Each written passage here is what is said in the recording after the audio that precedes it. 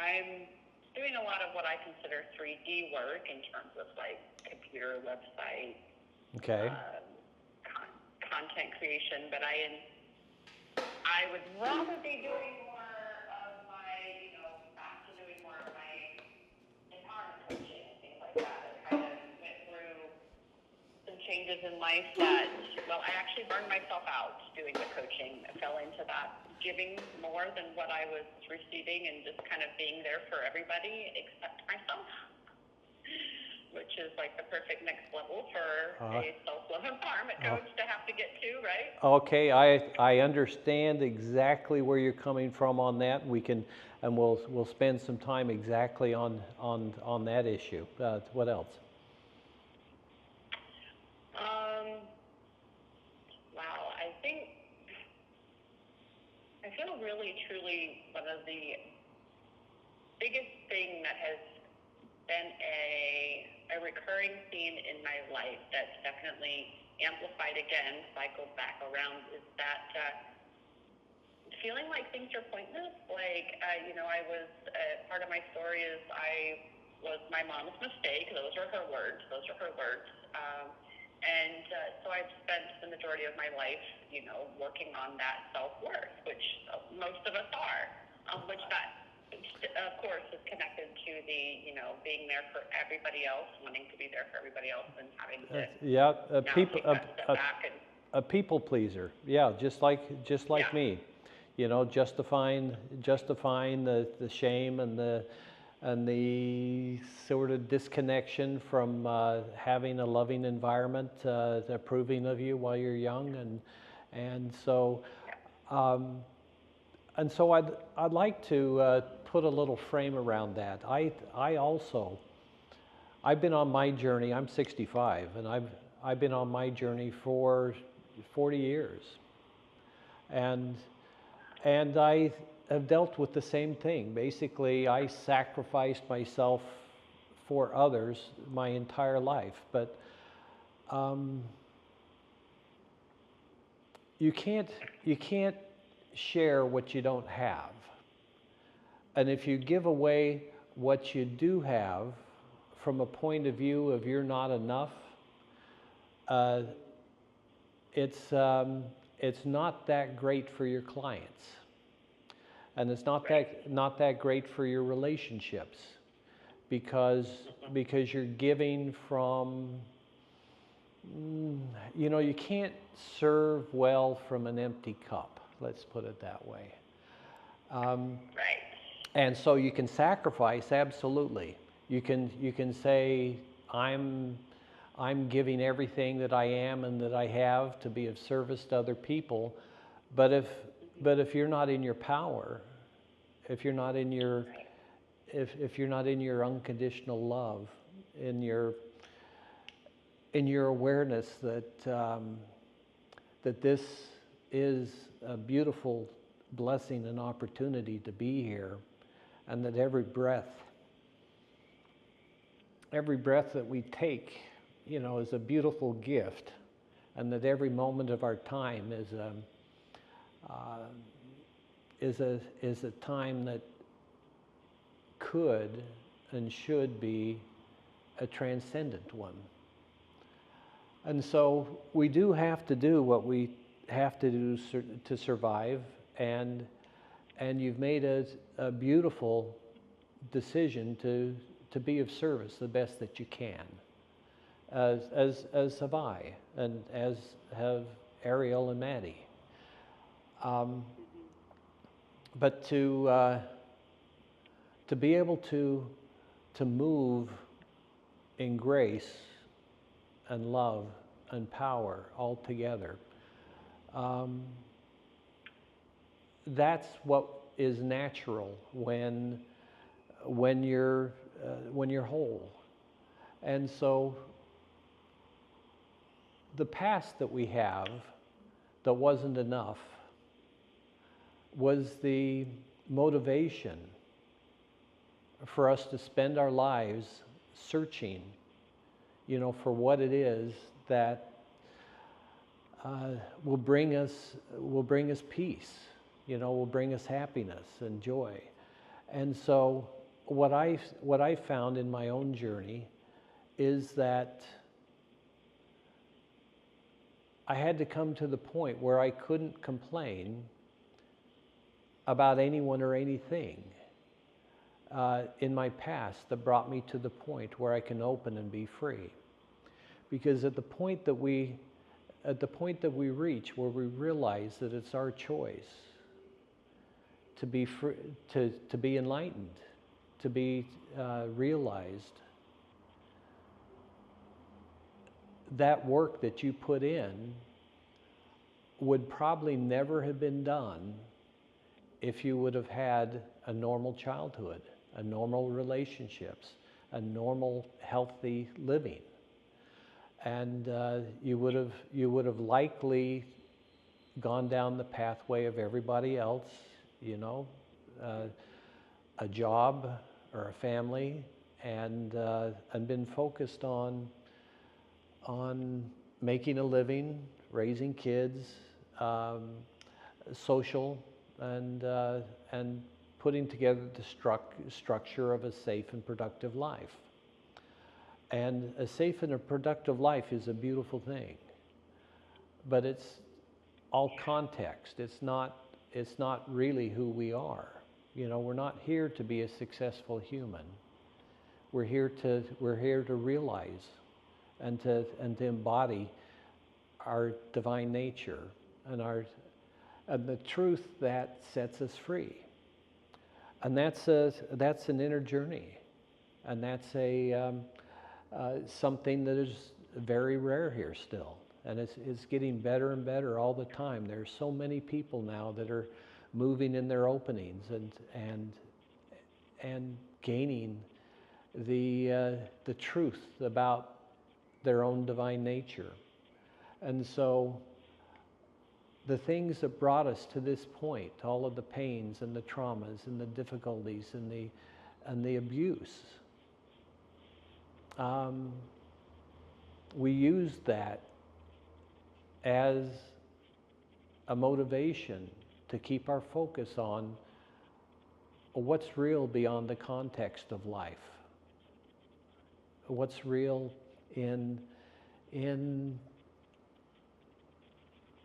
what's real about us beyond life.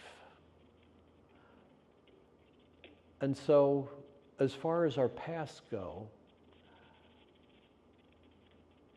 until we take the responsibility for saying,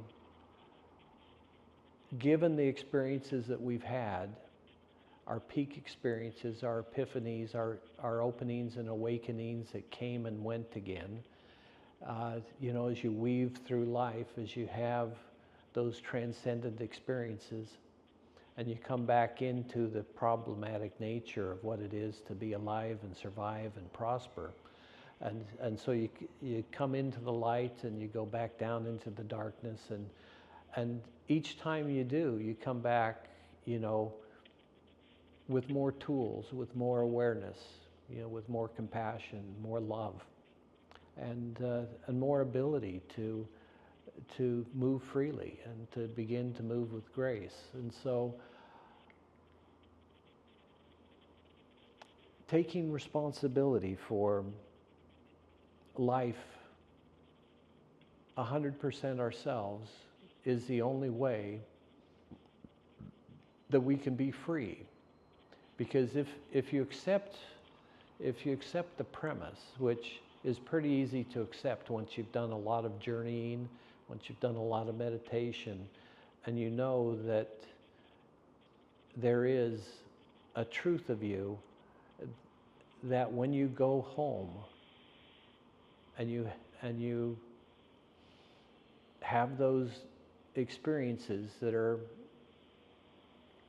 transcendent, where everything is love and everything is light,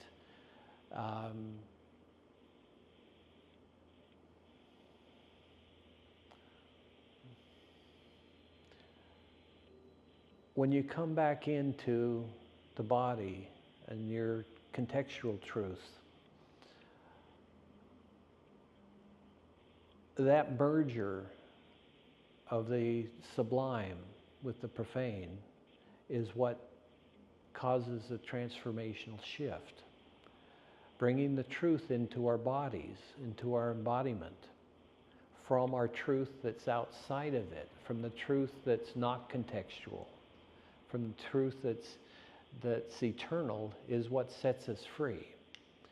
And so as a divine being in actuality, living in that human experience of a little bit of being in hell, of being abused, being traumatized. There's all kinds of strategies and behaviors and disciplines by which you can make incremental improvements in your life to have a better life.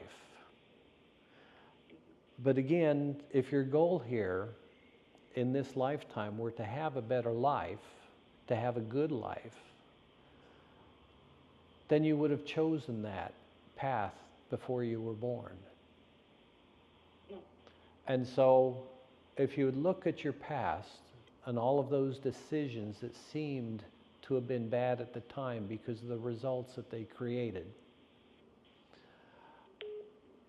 it wouldn't have brought you to the point where you were able to contemplate eternity and what exists beyond your human condition, what's beyond your thoughts, beyond your identity, beyond the beingness that you know through your senses and your perceptions, your sense of self, that is frankly a compilation of the thoughts and the ideas and the beliefs that accumulated as a result of communications from other people that did their best to guide you or orient you with a map of reality that you could go by.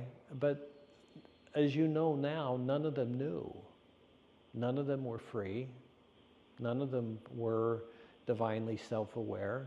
And so if you're at the point in your life where you know that there is in fact an eternal nature, an eternal truth of a divine being, that truth of self that's beyond the human condition, then you have to say, okay, from a disembodied state, I chose a circumstance, a life circumstance of parents and family and friends and culture, the city, the state, the country that you were born in, and so that you would have the experiences that you had, so that you'd make the decisions that you made, so that you'd come to a point in life where you could break free and know what it is to move as truth and to move in wisdom and to recover the ability to be here as your eternal nature. So if you can take a little bit of a look at that now, and I'd propose,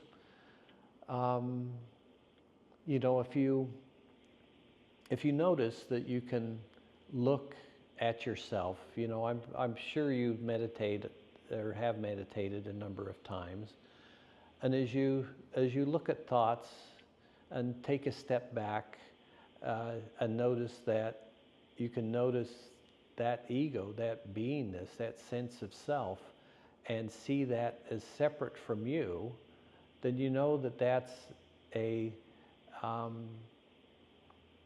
it's a created thing. It's not natural, and it's not really you. It's basically a computer program for running the body until you take responsibility for it. And so that's the question. How do you take responsibility for a body from a divine point of view when you don't know what that is and you don't know how to do it? How do you initiate an experience of personal transformation? And it starts, I believe, with what we've been talking about. You can only do it from success. You can only do it from being right. And so the only way that you can take a flawed life, a traumatic life, and take full responsibility for that, meaning nobody ever abused you against your divine will, which means somehow all of those horrible things that happened to you were supposed to happen. And because of the beingness that you chose, because of the personality, because of the identity, the world and the people in it accepted you as you presented yourself to be and treated you accordingly. The universe instantly morphs around you and gives you a reflection of who you're presenting yourself to be. And when you present yourself as a story, as a history of the body and the things that happen to it, and the thoughts and the ideas and the beliefs and the attitudes and the considerations and the promises and the curses and the blessings and everything else that came into constructing the identity, when you take responsibility for saying, everything that ever happened to me happened because of who I was being. And I was being something that wasn't real. It was fabricated. It was a manufactured personality. It was a manufactured identity. And I presented myself as that, and the world and the universe accepted that. And why would the world and the universe accept that? Because the truth is that you are divine. You are a goddess. And when a divine being chooses to embody and go unconscious and take upon the identity of a life form as a human, as a woman or a man, and interact in a world of polarity, of paradox,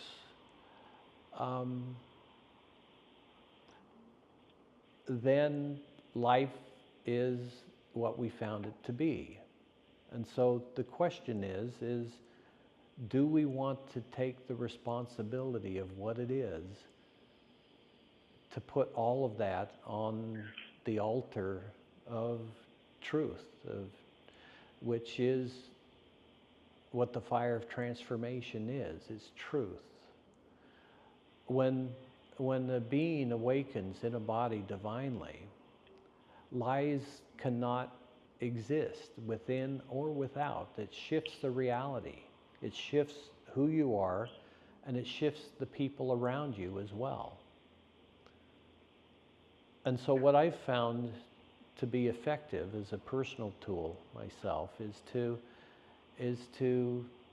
assess myself, assess the context of my experience, all of my contextual truth. I'm this age, I have this kind of foundation and predictability of being a particular personality and identity. And I know it's all temporal, it's temporary, it's manufactured, it's playing a role, it's wearing a mask. And to play a role that is real to you as well as it is real to everybody else, it's difficult to improve that role very much from within the dream.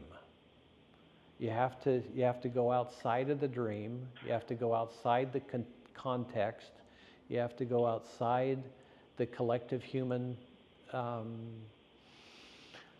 unconsciousness, the unconsciousness of humanity, the rules and regulations of what it is possible for a human to do and be and see and have and own is the truth of themselves. And so something I'd like you to take a moment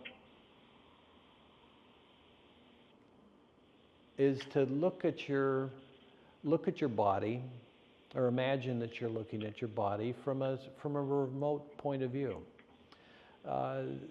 For instance, be on the moon right now. Look back at the earth.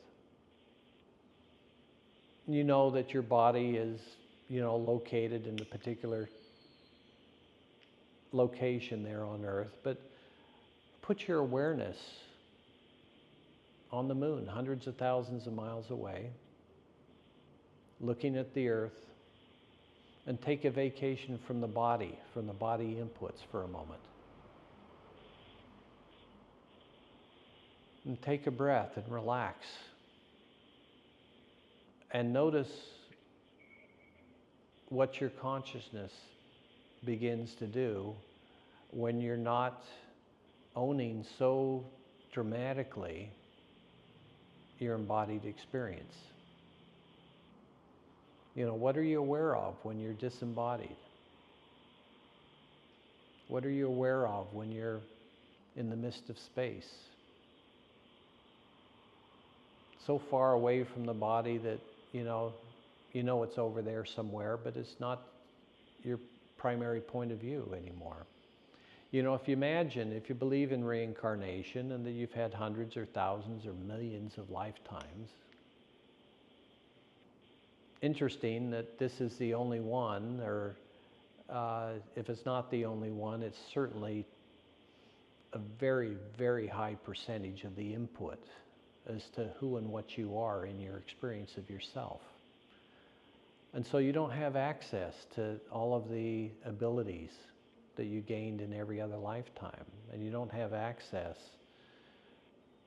to the divine realms of who and what you are when you're truly free as a creator. And so something that seems to work very well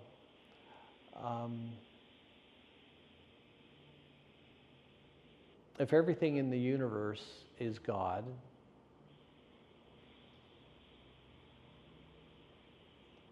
including nothing, including the void, including every aspect of outer space, and then every physical thing is simply energy in vibration and waves,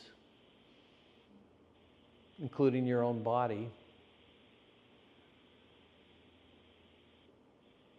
Everything in the universe is temporary. It's moving from state to state.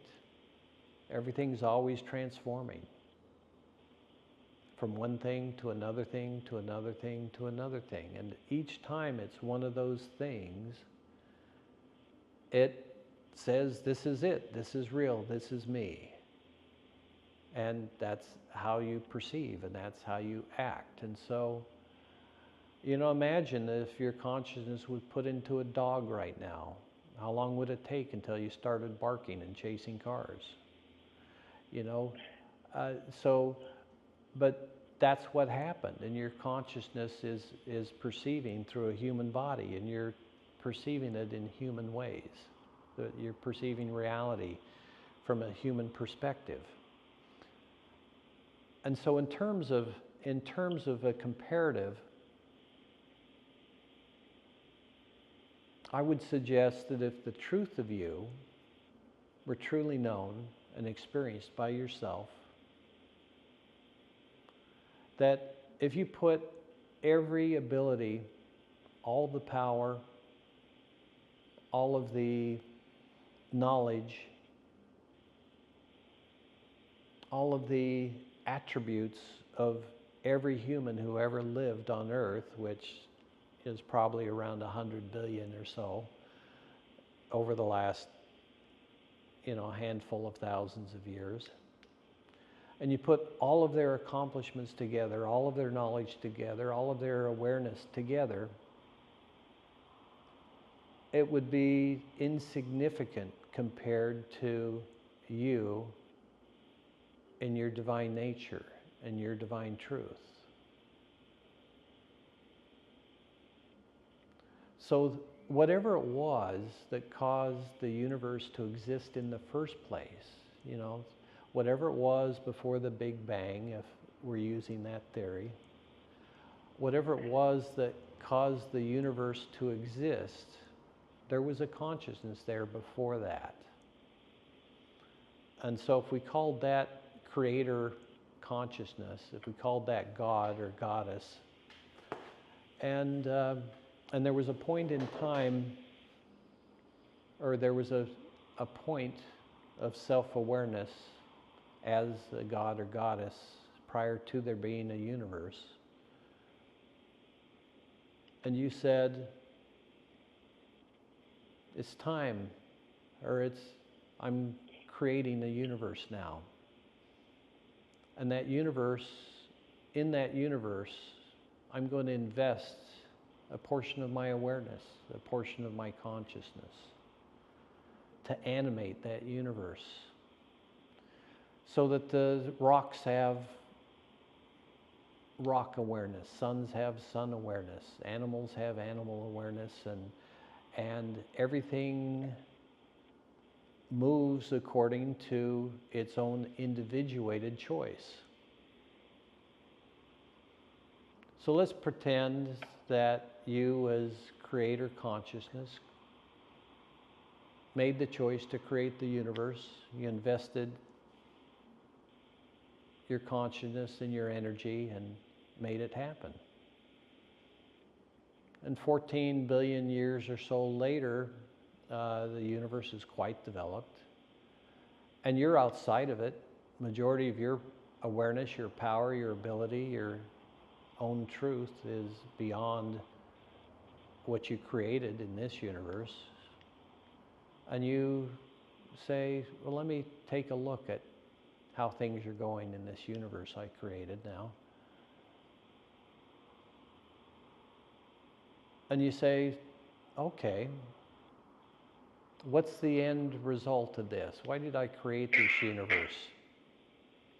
And it's quite possible that you created it because you yourself wanted to embody a creation and experience yourself in a form, fully realized as your truth. But all forms you gave free agency to, even though they're all aspects of you. And so as the creator consciousness from outside the universe, looking at the universe 14 billion years later, and putting some awareness on the part of the universe that Earth exists in, and putting it on Earth, and noticing humans, and noticing Rochelle, from the creator consciousness by which the universe existed, which is you.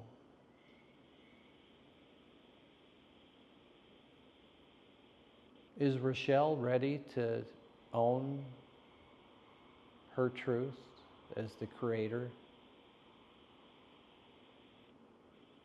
Is Rochelle ready to be what's real eternally? Be what's true?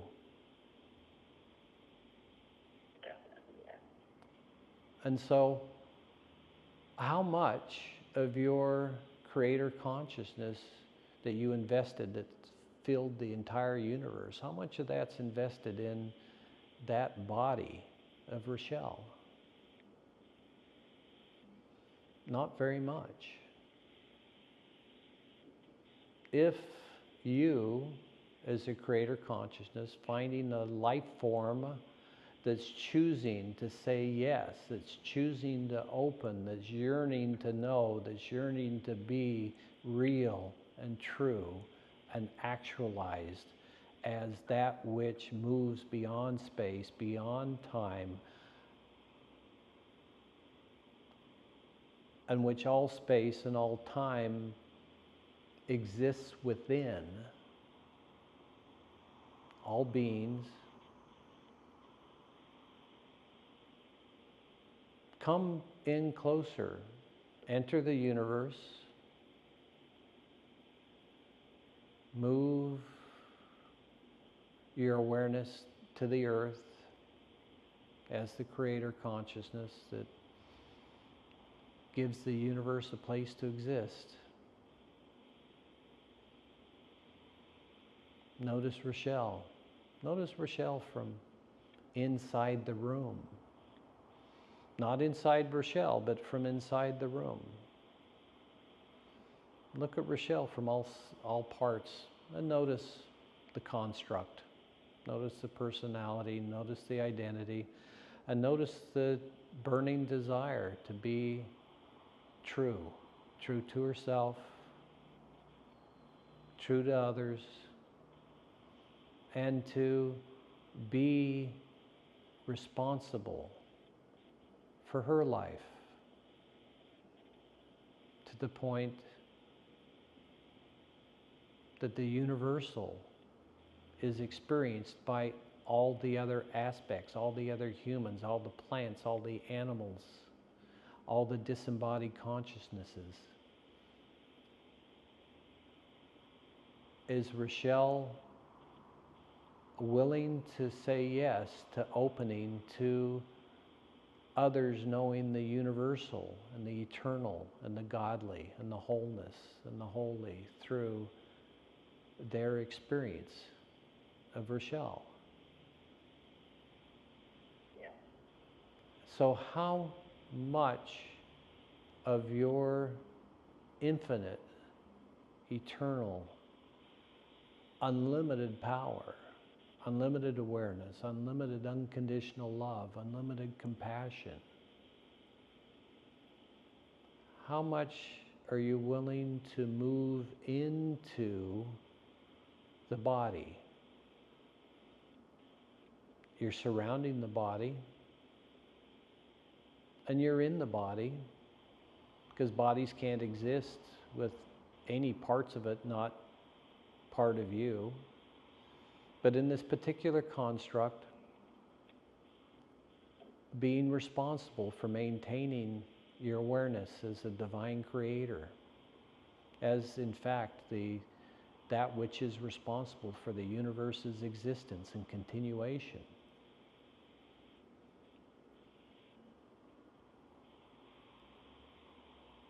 If you step into the body with your truth,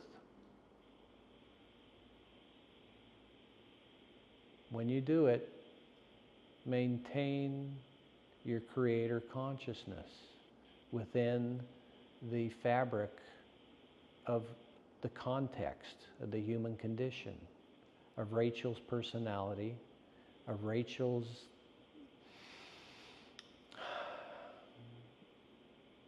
debilitation in terms of not knowing what's real or what's true. The profane and the divine married together is what causes that which is profane to transform, because in the presence of the divine, a lie cannot exist. It unravels.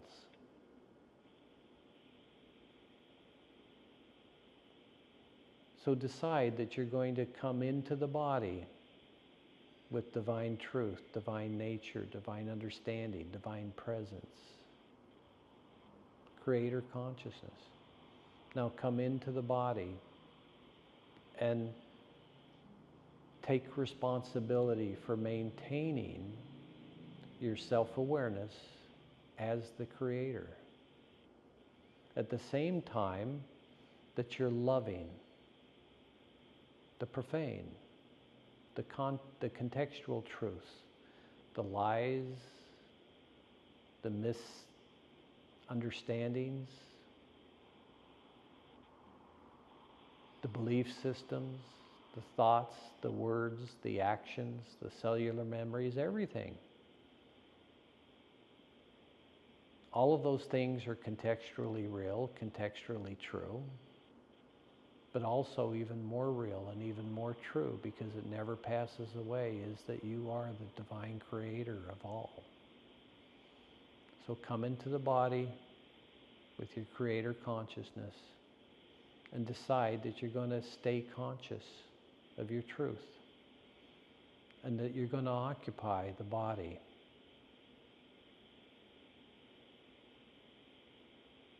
The divine and the profane, the yin and yang,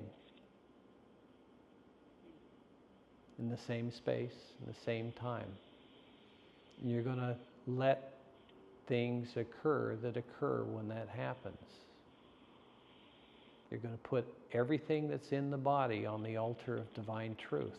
The fire of transformation is fueled by the context of the reality of how you've existed up until this moment.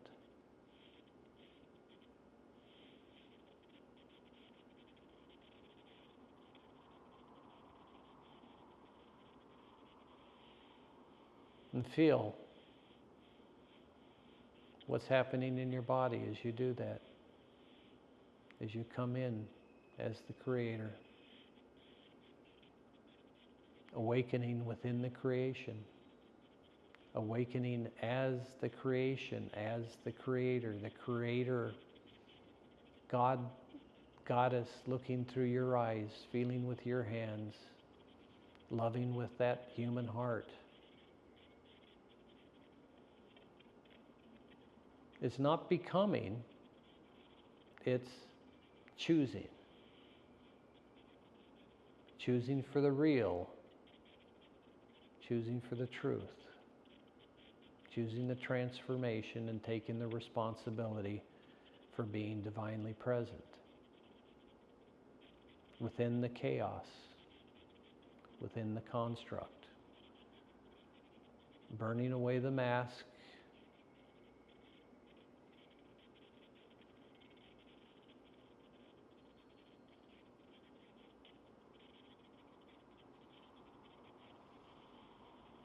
and revealing the truth of you. Everything that you feel, everything that you've known yourself to be is a construct. And when you come in divinely to the body, the construct disappears. Because it can't exist in the presence of creator consciousness, of divine truth, of the goddess embodied.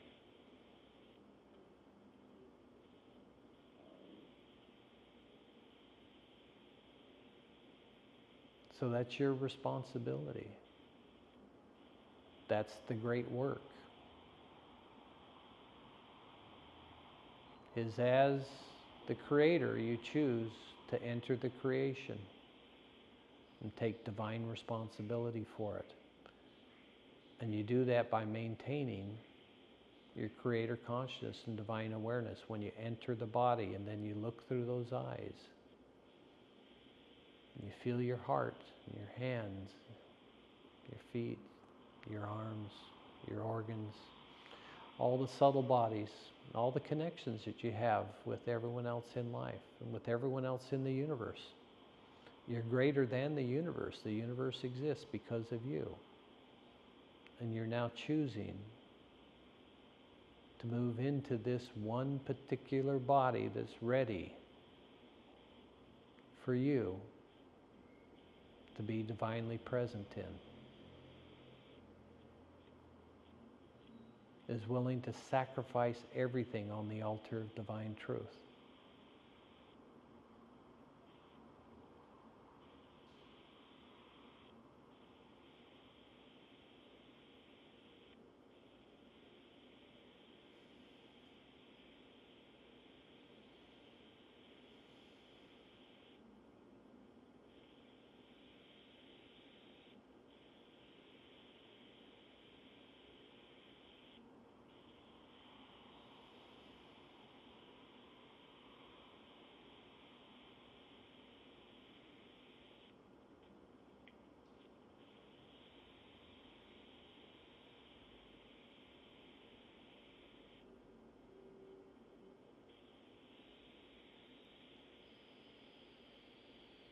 You don't have to plan anything from lower consciousness.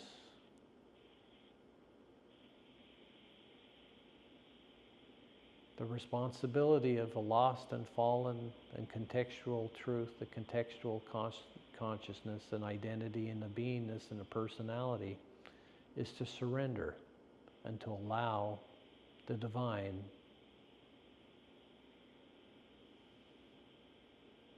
to move, to embrace it, to notice that the divine isn't just embracing you, it's in every aspect of the body.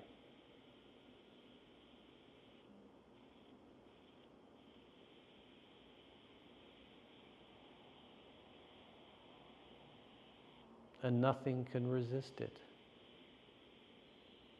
There's no power that has control over divine truth. Nothing in lower consciousness can fight against God.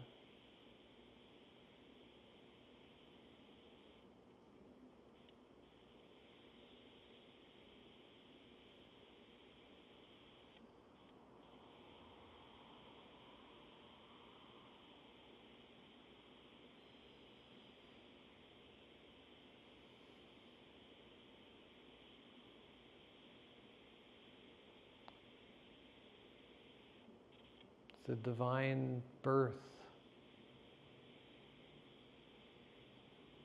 of a goddess awakening and being present in a body on earth again. If it ever happened before, I don't know if it has or not. All I know is that it fucking can and will when you stop saying no. You come in as your truth and you take divine responsibility. And you own the creation because you created the entire fucking universe. You can at least take responsibility for that life and that past and that history and make it absolutely irrelevant. Because the goddess is in the temple again.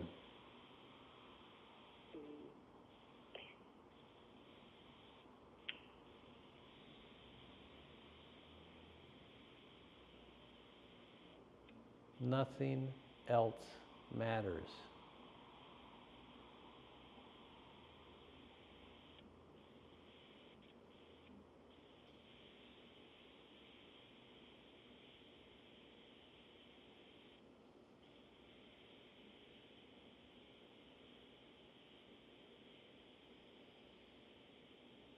The goddess is in the temple of Rochelle.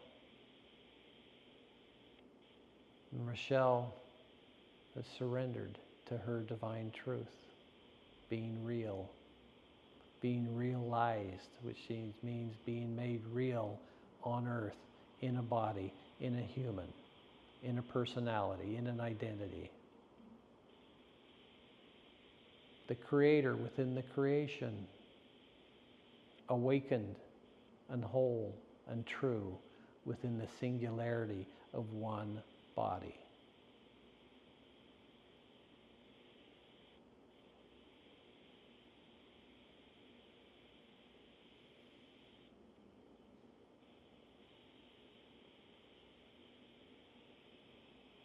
From here,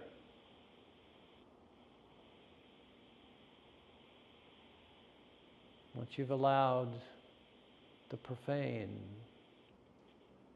to burn on that altar of truth. The profane is the fire, the fuel for the fire. Truth is the fire, and the profane is a lie, even though it's contextually true. It's funny that the truth can be a lie, but it is.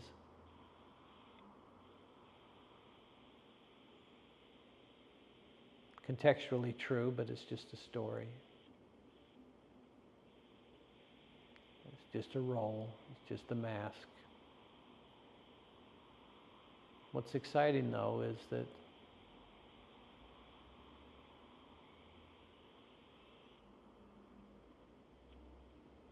it's a role you can play divinely. It's a mask you can wear sublimely.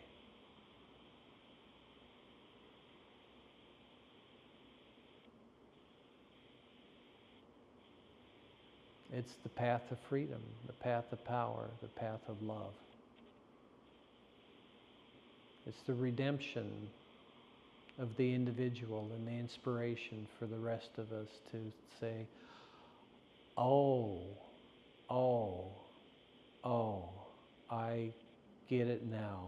I see, I feel, I understand, and I know my truth by looking in your eyes. I know my truth by sharing the same room with you, because I can't hide my lies from, I can't embody my lies in the face of divine realization. And so you will be the spark that offers an irresistible invitation to the rest of us to know our truth. Easily. We just pop out and remember. We come into the body divinely when we see somebody else do it. And if you don't have somebody else doing it for you to follow, then you have to take that responsibility for yourself. Surrender to the divine by stepping outside the universe, stepping back 14 billion years and saying, I'm going to create this thing, and sooner or later I'm going to come in and start embodying different aspects of it. I'm fucking going to start as Rochelle.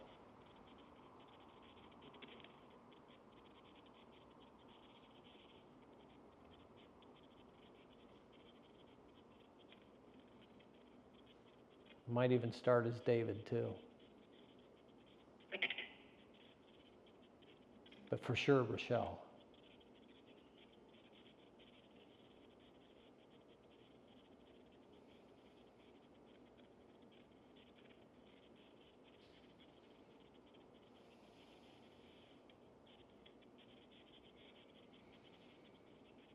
Yeah, feel that heart of the body unburdening, you know, realizing that all of that horribleness, the personality and the presence, the ego, the identity, didn't know what to do with.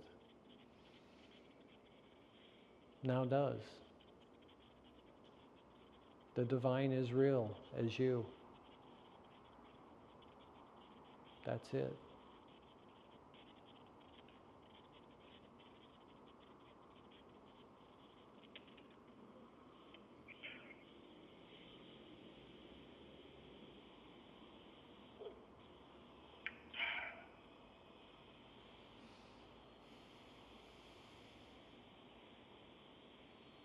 Maybe now I'll be able to digest this reality a bit better. It's, yeah, just have this be your practice. Because it's gotten very challenging to digest this reality. Like literally, physically, I have digestion issues. And just hearing what all you said, because I didn't mention any of that in the beginning, but you said a lot of things in regards to why I feel as though I'm having a challenge with digesting the world so much lately.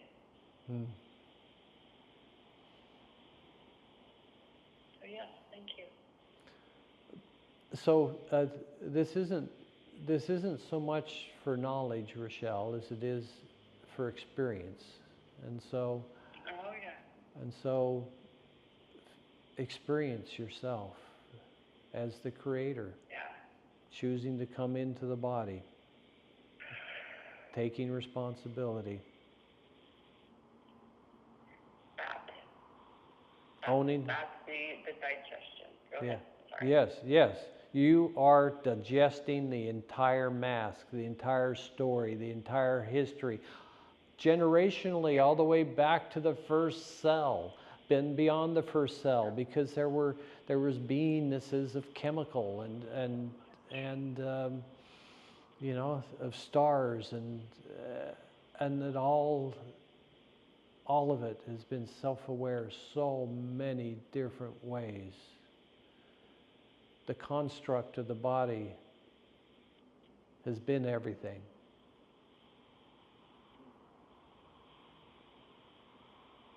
Already.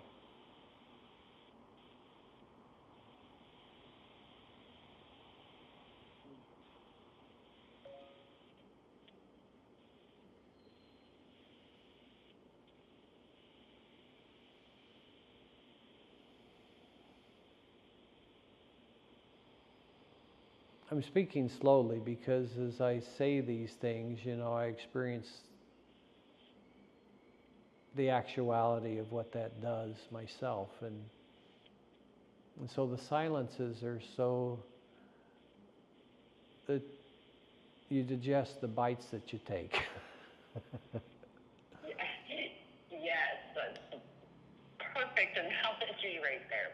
So perfect. You have to allow for that digestion, and I think that's key right there, is allowing for the digestion of things that may seem a little more challenging to digest. Jeez, okay, that's a mouthful, but yep, okay.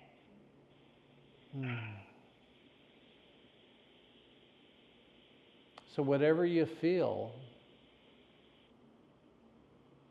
allow it to be digested. There's nothing to save. Yeah. All the history, all the 14 billion years of history of everything that creates the matter of you. Physical body, subtle bodies, everything. Every aspect of that energy, every aspect of that vibration. Everything that came together over 14 billion years to produce the body of you, you're digesting it all. Why? That explains. Because you fucking can. Because the universe is a little tiny spot on your little fingernail. And we're just focusing your divine creator consciousness on one body. It's a piece of fucking cake.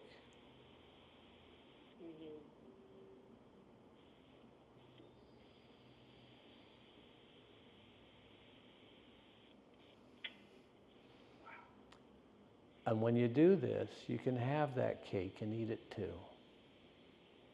Yeah, exactly how I like my cake. Well digested. That's it. For sure. Well digested cake. You are the cake that eats itself.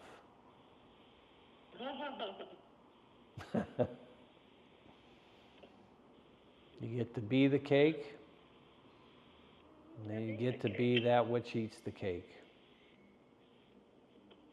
Oh, wow.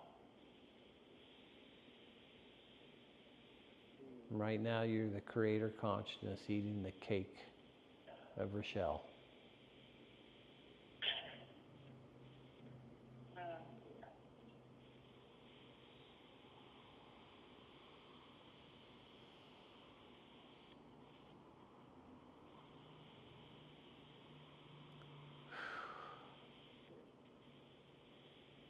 Reminding of my power.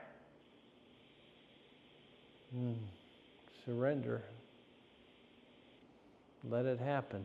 You don't have to try. You don't have to do anything. Any aspect of yourself that is less than divinely self-realized, there's only one job, and that is to let it happen. Any part of that self-identifies as less than the goddess, your job is to surrender to the goddess. The majority of your consciousness is the creator consciousness, digesting the reality of the bodies, of the mind.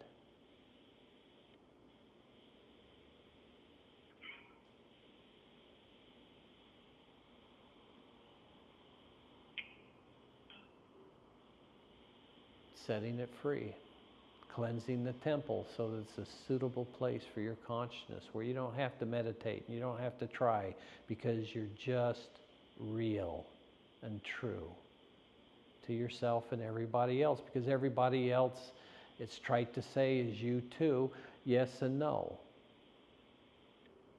This is an individualized choice. Each aspect of this reality, of this universe, chooses for itself, because each aspect of it is a separated, individuated part of divine creator consciousness. And it's each one of ours choice when to come back to your truth, when to go home. And what's everybody makes the mistake is they don't go home until the body dies. You're going home now, because from a divine point of view, this moment in time, you came in exactly the way you planned for it before birth. Everything that happened, every thought, every word, every motion, every place you were, every place you weren't, everything you did, everything you didn't do, everything you said, everything you didn't say, all together, perfectly came together as the perfect you at the moment of transformation. There was nothing wrong with you. You were exactly the way you were supposed to be until now. You were completed already before this call. You were complete and perfect, which means that your reason for being was fulfilled already today. And now you're saying, okay, what am I going to do with this body now that it has no purpose, no reason for being? Okay, well, you're going to come in with your infinite potential, your infinite power, your infinite awareness.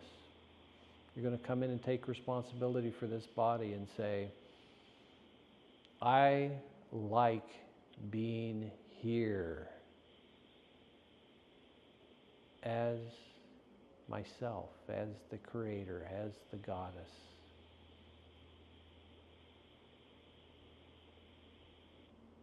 And this is my temple.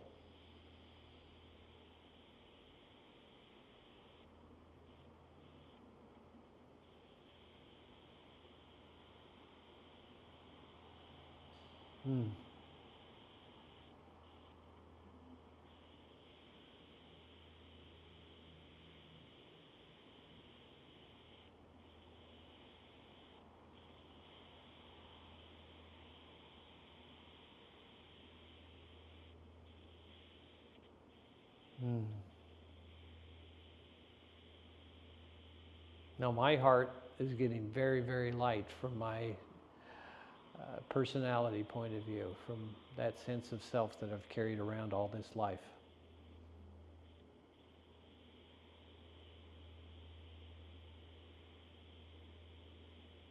All I have to do is let it happen to me. All I have to do is keep saying, yeah, more please. Take it all. Take all of me. Not holding anything back.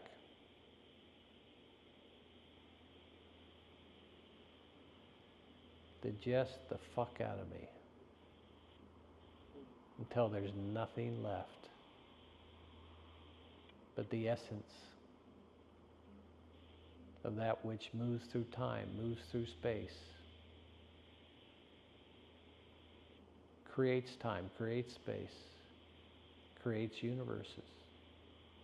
Nothing left but that which is true forever.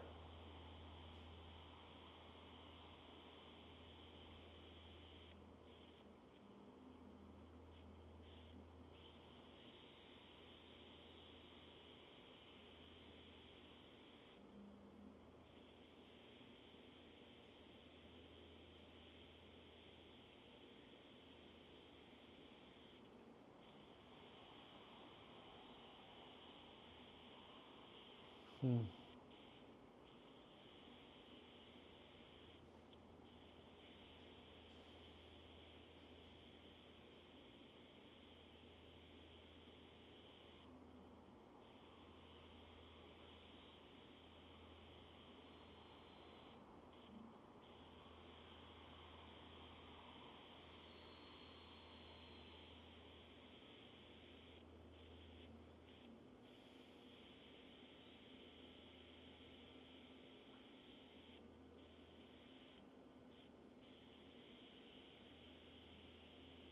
Nothing to figure out, nothing to know, nothing to understand, nothing to hold on to.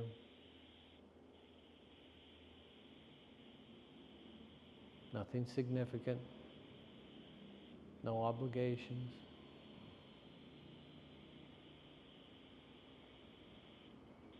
Nothing owing you and nothing being owed.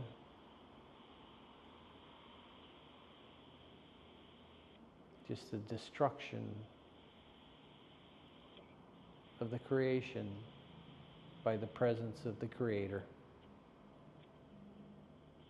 The cleansing of the temple, so that the only thing left in it is truth and love and power and compassion.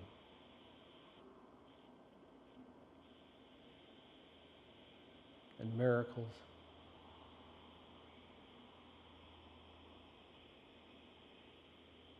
Choose a miraculous transformation. Say yes to that. And stay open. Stay in the opening of that and receive it.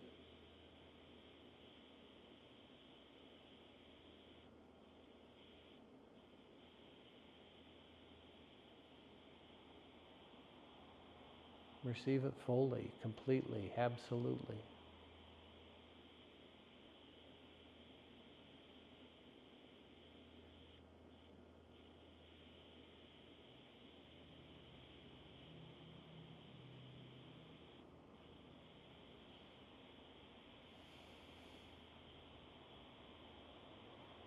Hmm.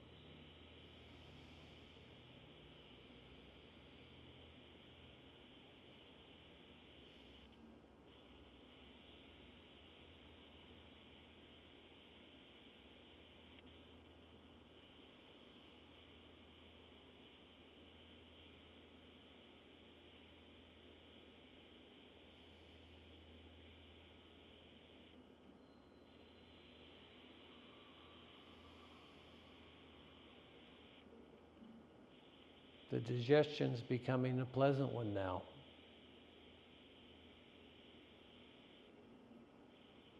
You begin to notice that there's nothing that can resist. Nothing that wants to resist. Everything wants to be free. Everything wants to be real. Everything wants to be true.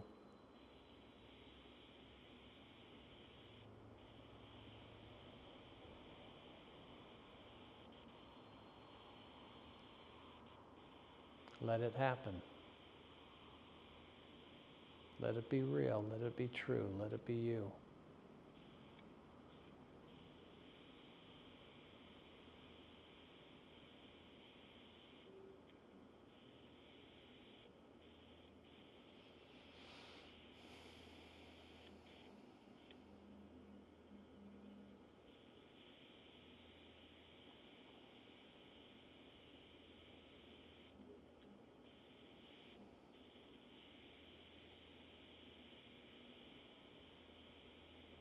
No protecting any aspect of the creation. Nothing so dark that it can't be seen, can't be experienced, can't be realized divinely.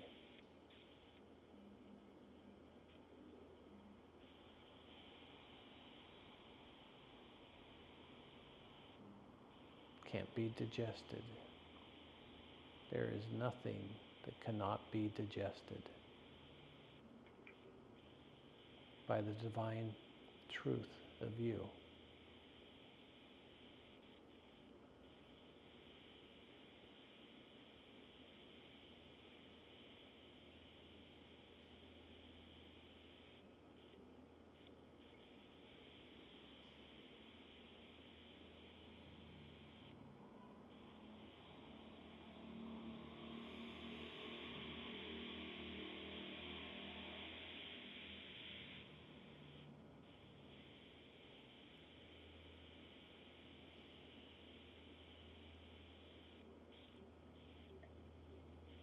Mm.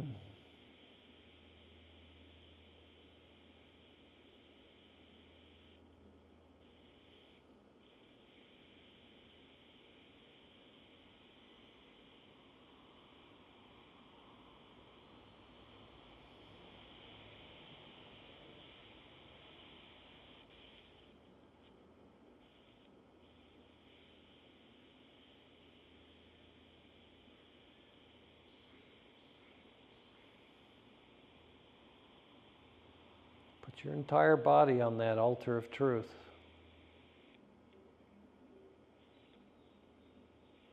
Now lay down on it and sacrifice yourself.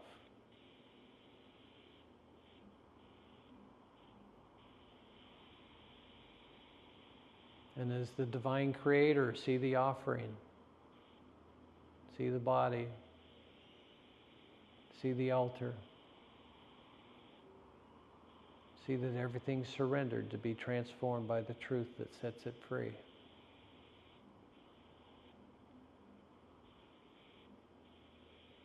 And come in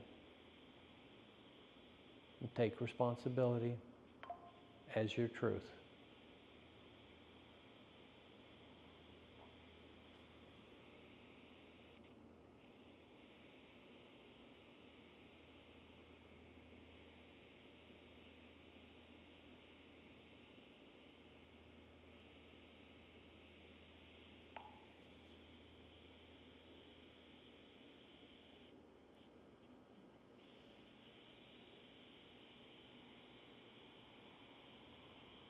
Mm.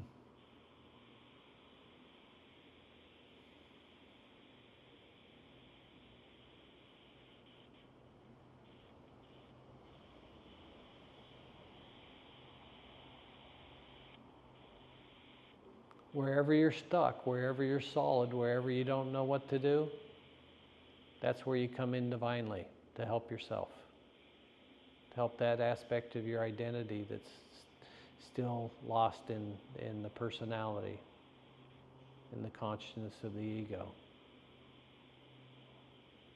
So just keep coming in as the divine creator into the darkness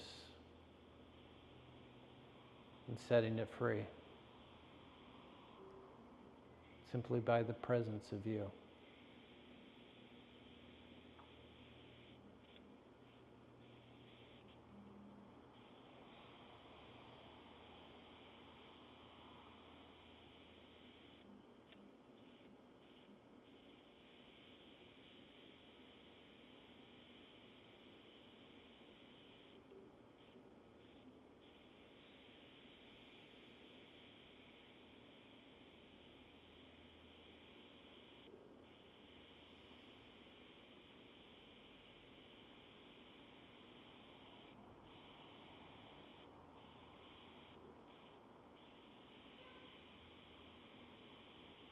Hmm.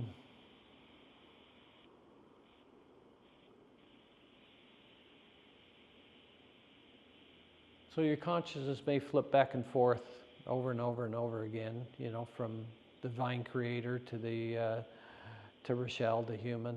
And whenever you're Rochelle, the human, your job is to surrender to the divine, and then see the body again, come back in, taking responsibility divinely, and just keep repeating that.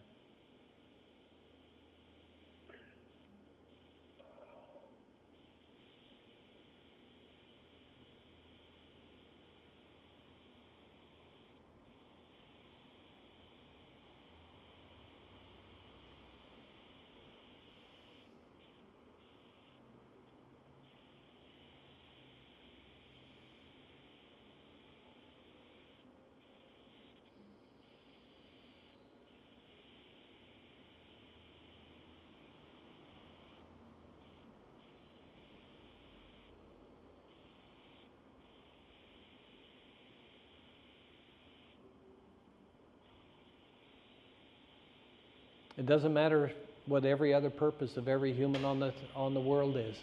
There is nothing superior or controlling of your awakening, of your divine presence, other than your choice. No one else has a point of view. No one else has any rules or regulations to act upon you. Not now, not ever in the past. Everything that's done in lower consciousness, every promise, every oath, every debt, every obligation, every curse, every spell is nothing when you put yourself on the altar of divine truth.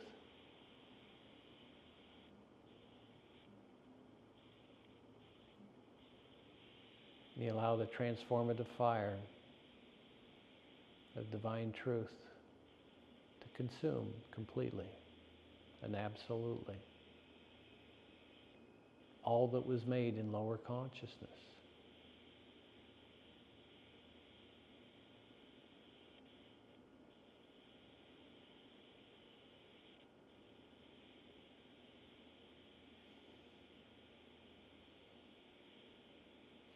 There's nothing to keep. There's nothing that should be left. There's nothing that should not be digested.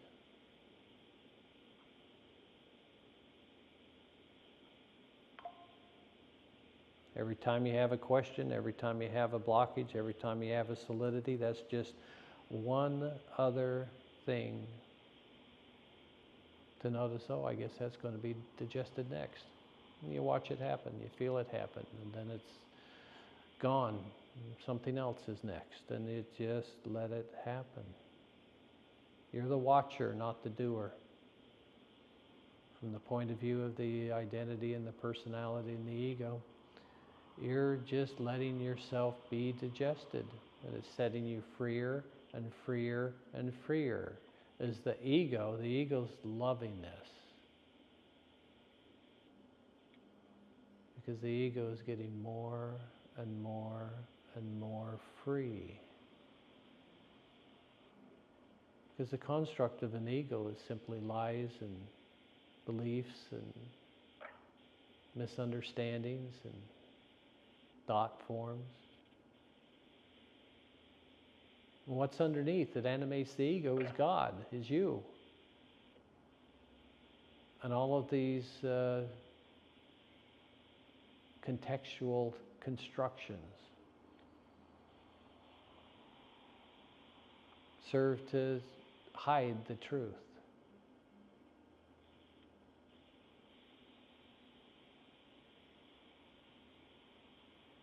It's like throwing away a receipt for a purchase that you'd made after you no longer need it.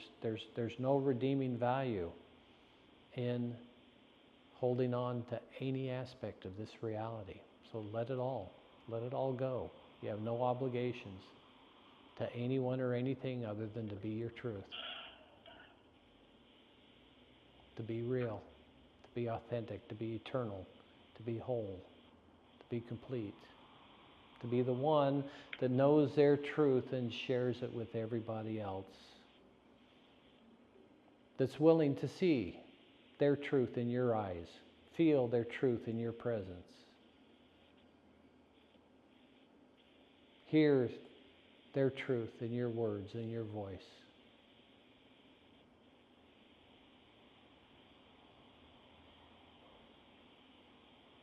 And choose their truth because it's the best idea they ever had once they saw it in another, in you.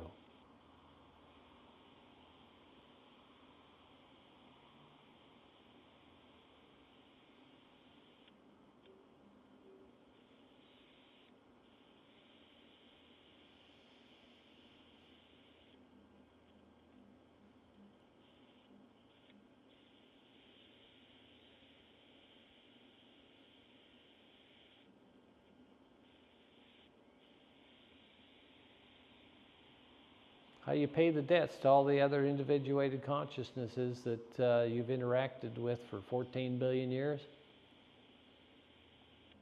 Be your fucking truth, so that they can see theirs and have the opportunity to make an easy choice for themselves.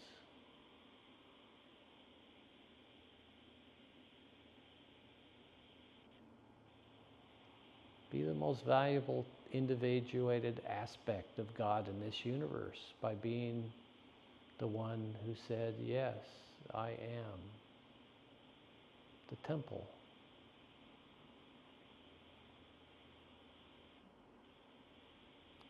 For raw, unfiltered, divine creator consciousness, the goddess of creation, of love, of power, within the body of me.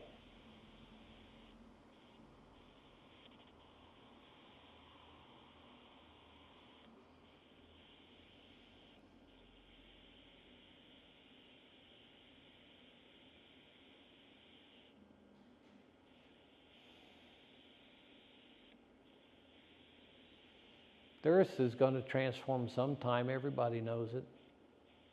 There's no such thing as something that's other than now. There's no other time than now. So when's a good time to transform, to be the truth, to be real, to be God? It's fucking right now.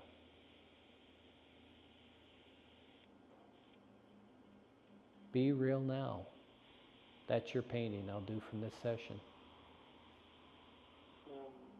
Be real now. The truth has set me free. The divine me. The creator goddess of eternity.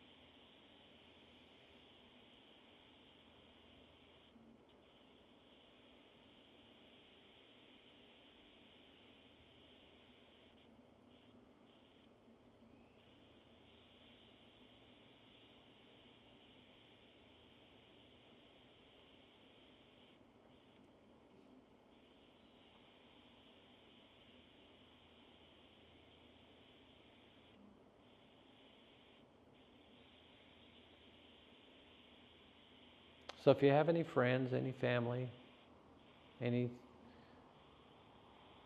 anybody that you'd like to share this with, I don't charge for the sessions. It's what I do.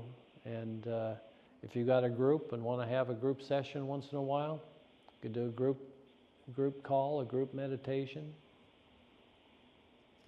Okay. If you find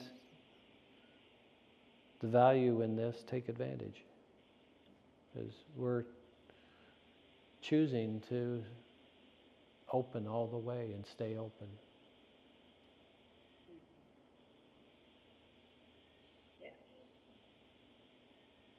and be free, walking the path of freedom and truth. And it's time.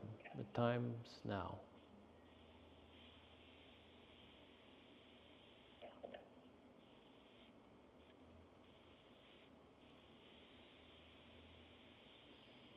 So we'll put a pin in it there, and the floor is yours. Wow, I am still digesting. Of course. Of course. It's a lot. It's a lot. Definitely, It's a lot to digest. Indeed. I am definitely immensely grateful and honored to have had this experience. Truly an empowerment experience, if I do say so myself. I hope so. The name of my business, right? The name of my business is Empowerment Experiences, because we get to choose whether our life is a collection of empowerment experiences or disempowerment experiences. Beautiful. But yeah, I definitely have definitely one best friend for sure. She's at the top of the list, and then I know a couple others, and then I love the group idea, so all of that's going to be percolating for me. And, would you do me a favor? Would you call Ariel when we hang up and give her your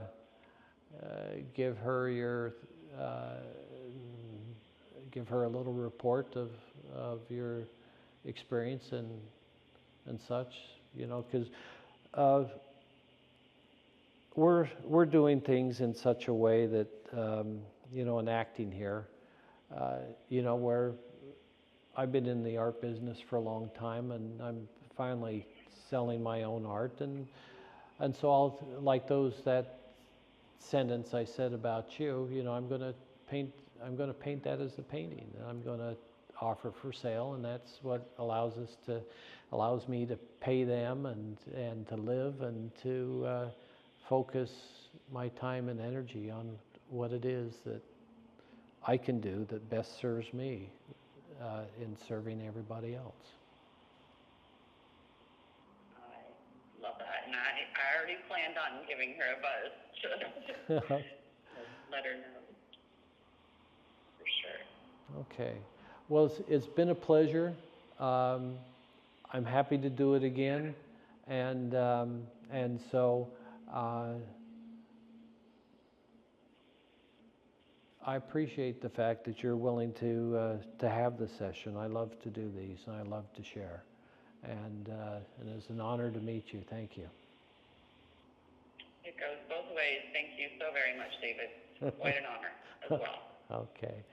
Okay, well, hopefully we talk again soon, and if not, good luck on your journey.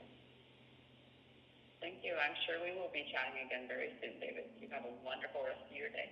Okay, thank you. Talk to you soon. All right. Bye-bye. Okay. Bye.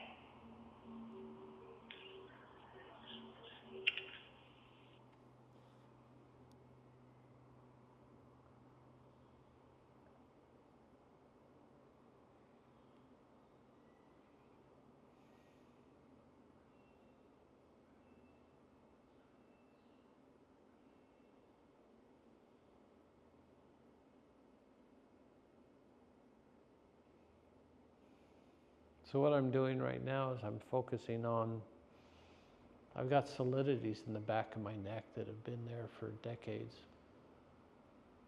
And they're dissolving away. And so now that I don't have to give part of my attention to Rochelle, I'm focusing on my body and allowing from my personality, from my ego. I'm surrendering.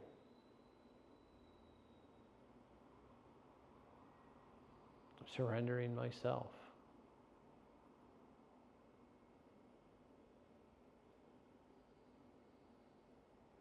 I'm putting this creation on the altar of truth to be transformed, to be clarified, to be reborn, you know. So I can be the phoenix rising from the ashes, so to speak. The ashes is the context, the story, the role, the mask. It's time to destroy the mask so that we can play a new role. And that's the celebration of the life divine for yourself.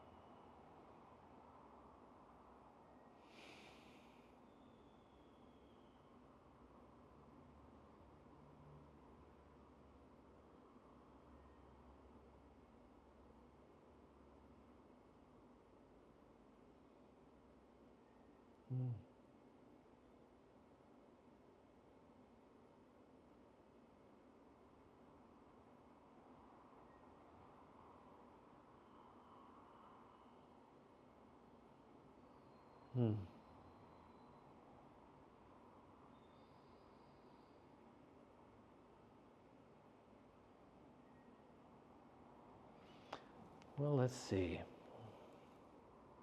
We've got a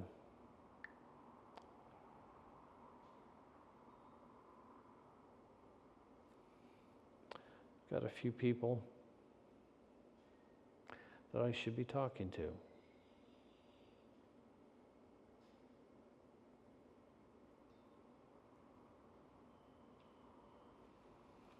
I'll record some more if there's something worth showing. Thanks for watching.